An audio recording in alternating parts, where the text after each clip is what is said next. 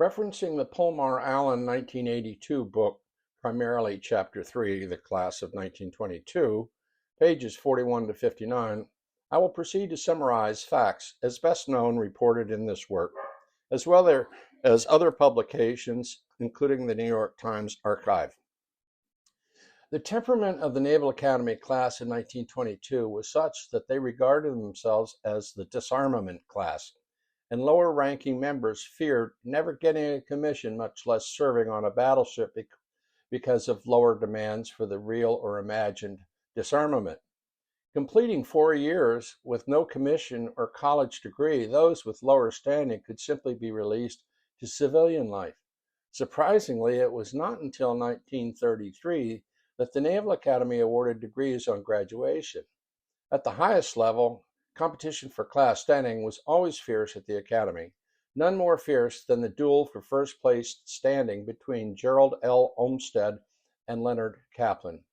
Olmsted was one of the most popular in the class of 22, while Kaplan lived in Coventry, condemned by his classmates.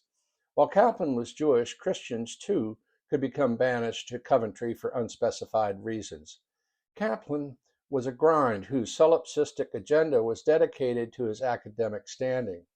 His struggle would pit him against Olmsted so furiously that the duel would sear a dark mark in the class of 1922's history. During graduation year, Olmsted, holding on to his #1 class standing, was a regimental commander, one of two, and editor-in-chief of the Lucky Bag yearbook. Once published, Olmsted's Lucky Bag was soon discovered by Academy administration to have an unnumbered page between 326 and 327 that was Kaplan's page with his biography and photo.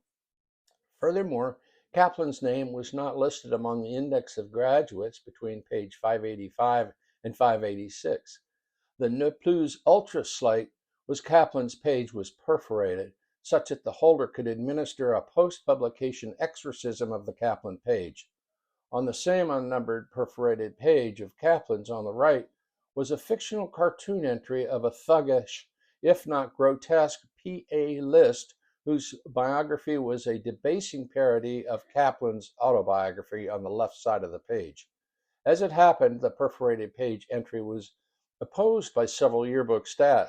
Olmsted finally took full responsibility and the Lucky Bag came out as he wanted.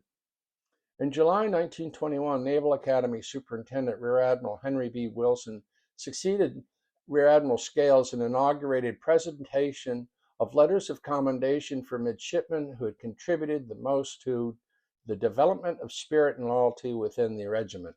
Olmsted was to receive one such commendation letter after graduation.